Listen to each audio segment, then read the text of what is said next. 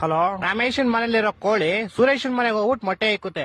ಇವಾಗ ಮೊಟ್ಟೆ ಯಾರ್ದು ಅಂತ ಹೇಳಪ್ಪ. ಮೊಟ್ಟೆ ಈಗ ಸುರೇಶನ್, ಯಾಕಂದ್ರೆ ಕೋಳಿ ಸುರೇಶನ್ ಮನೇಲಿ ಬಂದಿರ್ತಲ್ಲ, ಯಾರ ಮನೇಲಿ ಬಂದ್ ಮೊಟ್ಟೆ ಇಡುತ್ತೋ ಅವ್ರದೇ ಮೊಟ್ಟೆ. ಇಲ್ಲ ಲೇ, ಇಲ್ವಾ? ಮತ್ತಿನ್ಯಾರ್ದು ಮೊಟ್ಟೆ?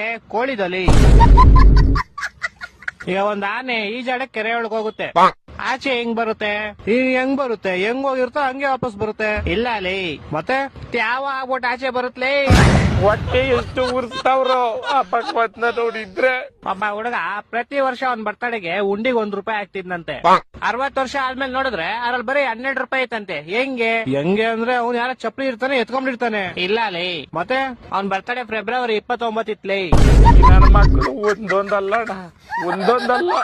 Okay, last and final ಕೇಳ್ಕೊಂಬಿಡು. ಹೇಳು. ಒಬ್ಬ ಹುಡುಗಂಗೆ ಹೆವಿ ಶುಗರ್ ಇರುತ್ತೆ, ಡಾಕ್ಟರ್ ಅವ್ನ್ಗೆ ಸ್ವೀಟ್ ಬಿಟ್ಬಿಡು ಅಂತ ಹೇಳ್ತಾರೆ. ಅವನು ಲೈಫ್ ಪೂರ್ತಿ ಸ್ವೀಟ್ ತಿನ್ನಲ್ಲ. ಯಾಕೆ ಹೇಳು? ಇದಕ್ಕೂ ಯಾವ್ದೋ ಉಲ್ಟಾ ಸೀದಾ ಆನ್ಸರ್ ಇರುತ್ತೆ ಪಕ್ಕ. ಯಾಕಂದ್ರೆ ಒಂದೇ ನಾನು ಹೇಳ್ತೀನಿ ಕೇಳು. ಯಾಕಂದ್ರೆ ಆವಾಗ್ಲೇ ಹೇಳದ್ನಲ್ಲ, ಅವ್ನಿಗೆ ಶುಗರ್ ಇರುತ್ತೆ, ಡಾಕ್ಟರ್ ಇರ್ತಾರೆ, ಅದಕ್ಕೆ.